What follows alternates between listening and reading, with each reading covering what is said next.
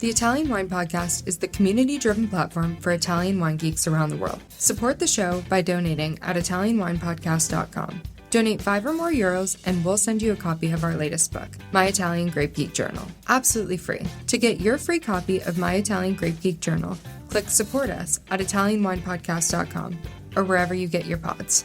Grazie mille.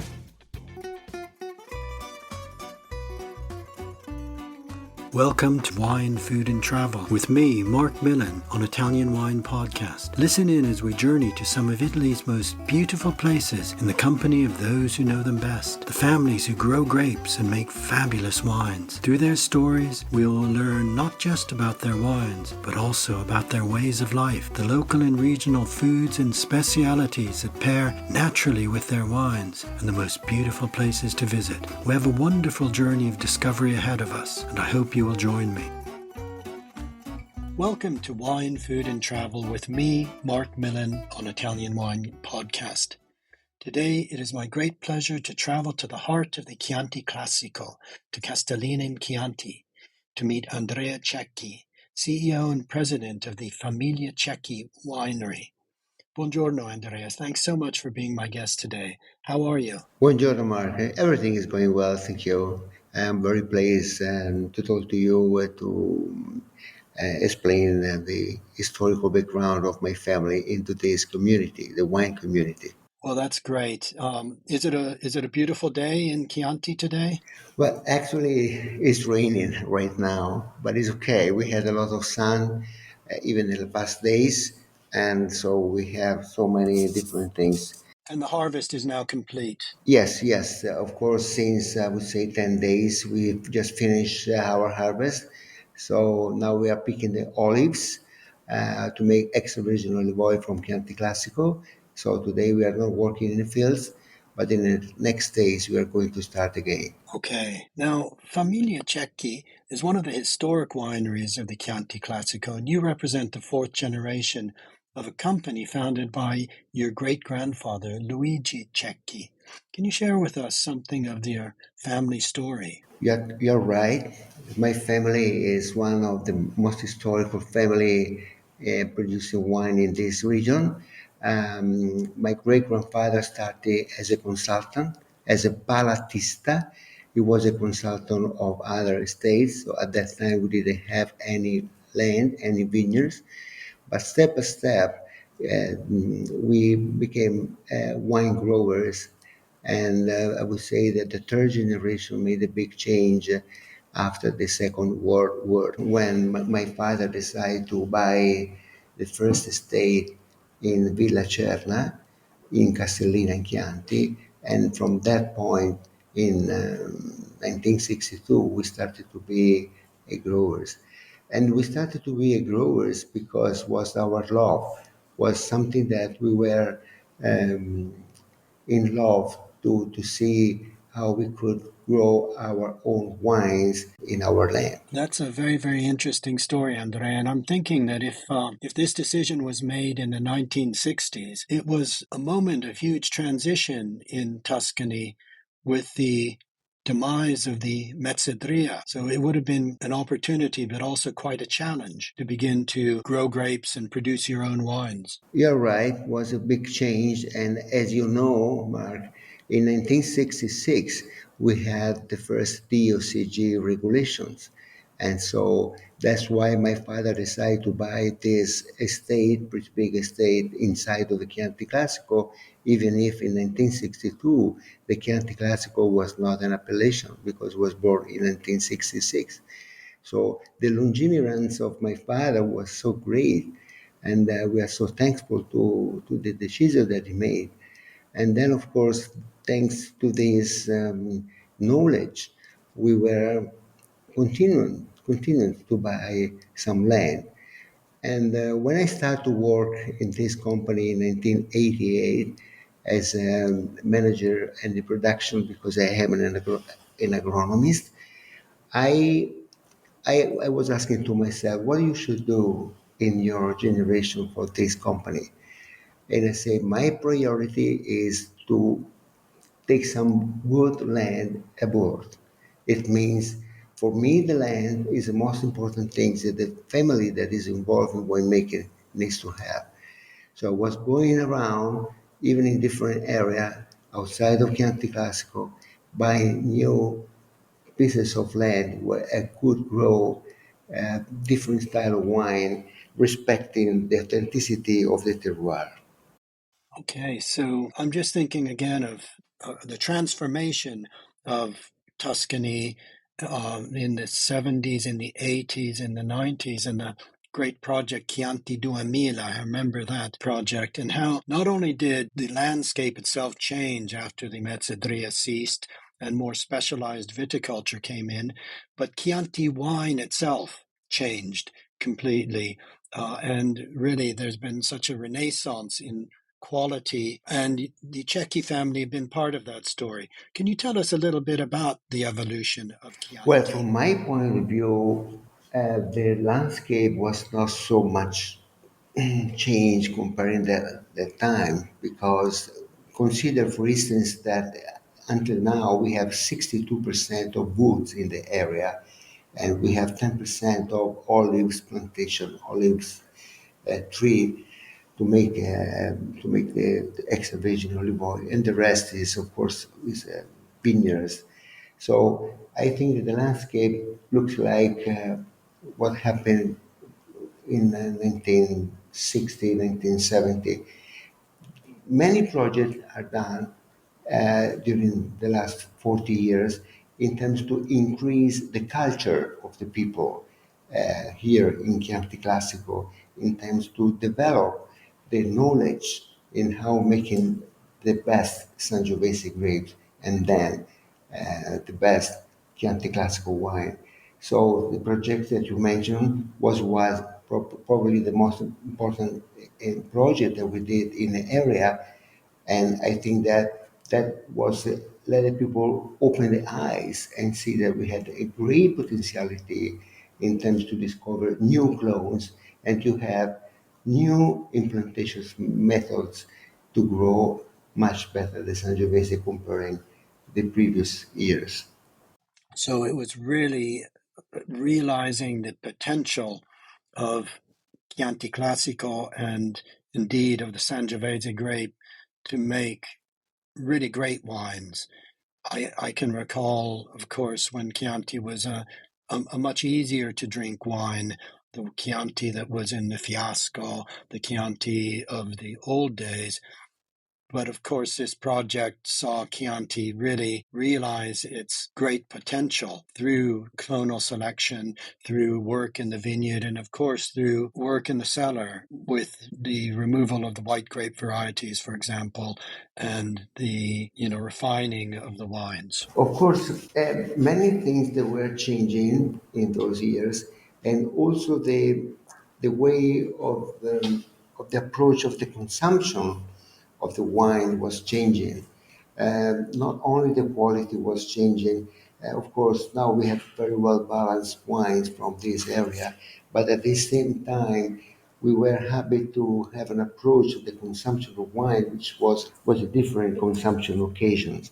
It means that we used to drink a lot of wine without think about the quality, and today we are just tasting and enjoying the wine to have a better life. Actually, that's a very important point. Not only the wine change, but the way we, as consumers, both in Italy and outside of Italy, approach wine. We are more interested in terroir, in really understanding what makes wine.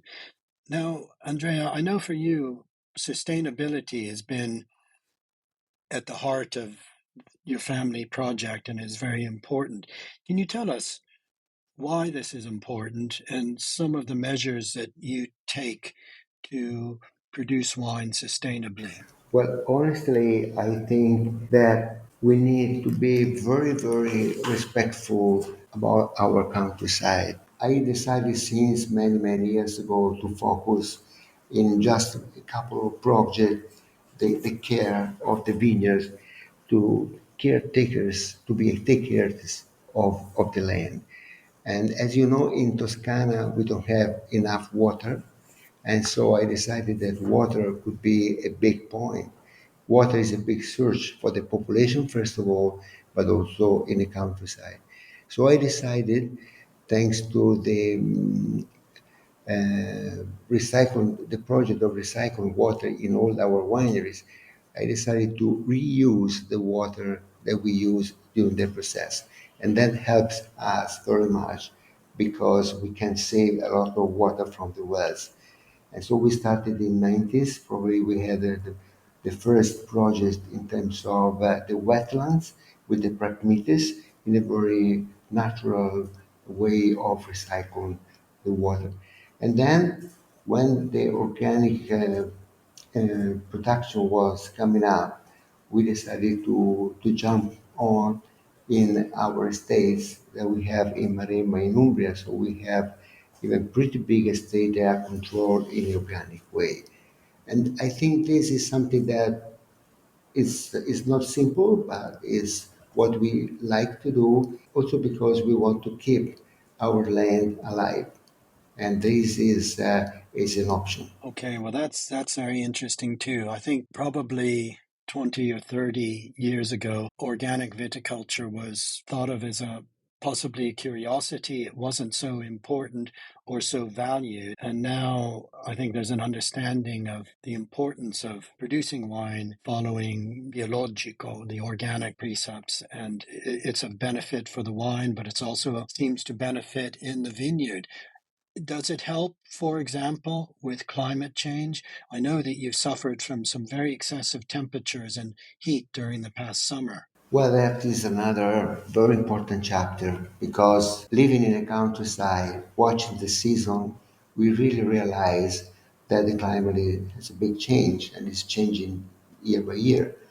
And since the vintage that 2017, we had very difficult season in the last few harvests because it's something that is difficult to explain, but sometimes we have very critical events like water bomb during the storm or very long period without any drop of rain, very fast and heavy wind. And so we have honestly even the sun, the ultraviolet sun ray, which are so strong that they are able to burn the branches into the vineyards. So these are all or some of the effects that we have living in the countryside and watching what happens. So the temperature, which is so high for weeks and weeks during July, August, and beginning of September. So we really realize that we have to approach new project of planting. We need to approach new methods of canopy management in our vineyards, and for sure, undoubtedly, different rootstock clones or different clones of Sangiovese. I really believe that Sangiovese will be my career, the grapes that I'm in love, and I will be in love with Sangiovese for the rest of my life. So probably we need to find out some different clones with different criteria that we researched probably in 80s and 90s. Well, that's very interesting. And I guess all of those sort of factors can help to face the challenges of climate or global warming because it looks as if things are only going to continue in this direction. Italian Wine Podcast, brought to you by Mama Jumbo Shrimp. I'm interested that you're talking about really exploring the different clones of Sangiovese. And I note too that you have the estate in the Maremma. You produce Brunello di Montalcino and Vino Nobile di Montepulciano, all from varieties of Sangiovese. Yes, yes. Does the Sangiovese in these areas respond differently to the challenge of climate? Of course, Sangiovese, I consider this grape a chameleon. Is making different style of wine in different terroirs. And that's why I love Sangiovese because it's a big difference comparing this grape, the Sangiovese grape, to many other important red grapes of the world. And I love Sangiovese from the coast because it's a coastline, Sangiovese, which is rich of purple color, very fruity, very well balanced, full mouth, and I can compare the Sangiovese that is produced in Chianti Classico in our state, which is very vertical, with a very incredible elegancy, and with a long aftertaste. So totally two different wines produced with the same grape, of course, different clones, different rootstock, and they're coming from the same region. So this is something that makes me very enthusiastic to be in this business. That's fascinating. And actually, you were talking then in the coastal Sangiovese of the Morellino di Scanzano from your Maremma estate. Is that correct? Yes, yes, we have a pretty large estate in Maremma because my father was in love with that area since 1956 because his father sent him to Maremma to have his first experience alone making wine. And so he said, when I will have some money, I will come back in this part of Tuscany and I would like to buy an estate. And that happened exactly 40 years later when my father in 1996 he decided to buy Val delle Rose in Maremma. At the beginning, we were producing the Morellino di Scansano, which is basically Sangiovese, and then the next project was the Vermentino DOC Maremma Toscana. And we are very happy to discover that grape because in Maremma, it means on the coast of the Mediterranean, the Vermentino undoubtedly the cradle of this grape. Yes, wonderful white wine. In fact, isn't in Maremma now a new DOC Vermentino Superiore? Does that just come in? Yes, it's coming. It's already there. We have our Cobalto, which is our Vermentino 100% wine that we produce in our state, which is fermented in stainless steel amphora and wood, and is aged for 1 year and before the release. And so that is a Vermentino Superiore because we have a very nice group of producers that they produce an amazing Vermentino that can be aged.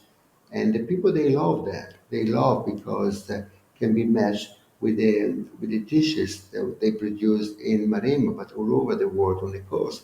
And we have mostly fish dishes.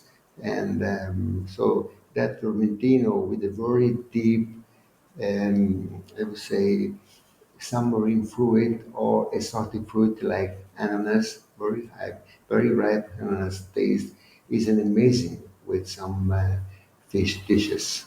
Oh, wow, that sounds wonderful. I've not tasted that wine, but I look forward to it. Now, one of your flagship wines is the Reserva di Famiglia Chianti Classico. Can you tell us about this wine and why it's important to the Famiglia Cecchi? Well, that is a Chianti Classico Riserva that I produced since 1987.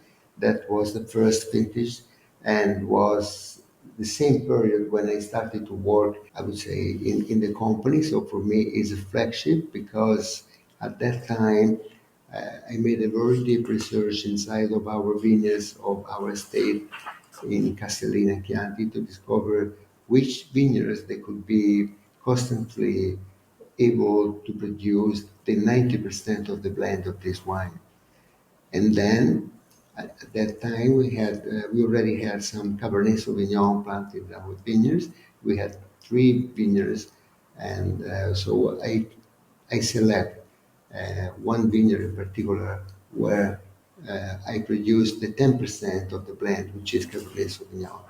So we use small barrels for the aging this wine, and of course, recently we were coming back using a little bit more bigger barrels. It means that at that time we were using barrique.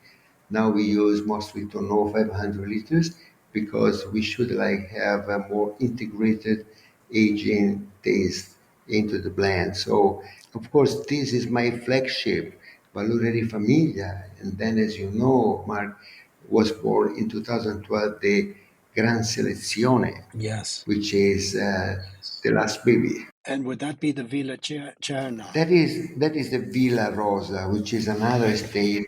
Villa It is a Rosa. new baby, and this I consider the new baby at the moment another flagship because represent the elegancy of Sangiovese 100%.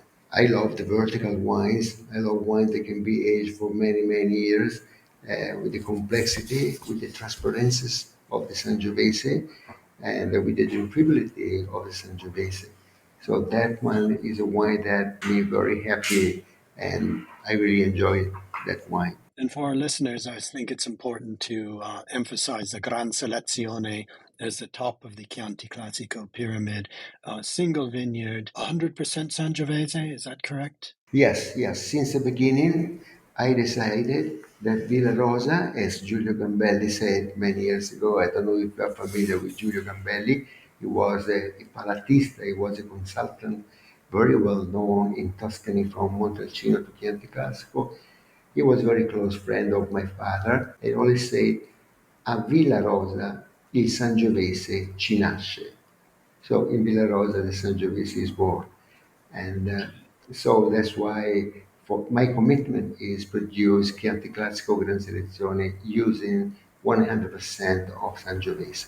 Okay. Now, you mentioned that the Cecchi family has 5 wine estates in Chianti Classico, but also Maremma, as we've discussed, San Gimignano, also an estate in Umbria, in the area of Montefalco, where you're cultivating a very interesting grape, Sagrantino. Yes, in 1997 we started with my father to discover the Monte Falco. We were in love with this area since the beginning because it's so beautiful, so nice, and it's very vocated to the viticulture.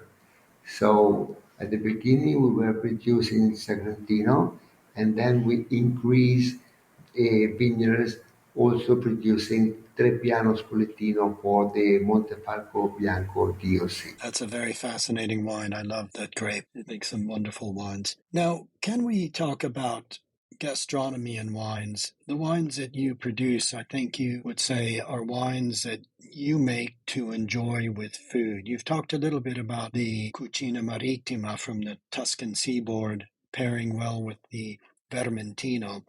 What about some of the typical dishes of the other areas where you produce wines, and which of your wines really pair well, perhaps with a particular piatto tipico? Well, as you know, Mark, Italy is a country where wine and food they're always going together.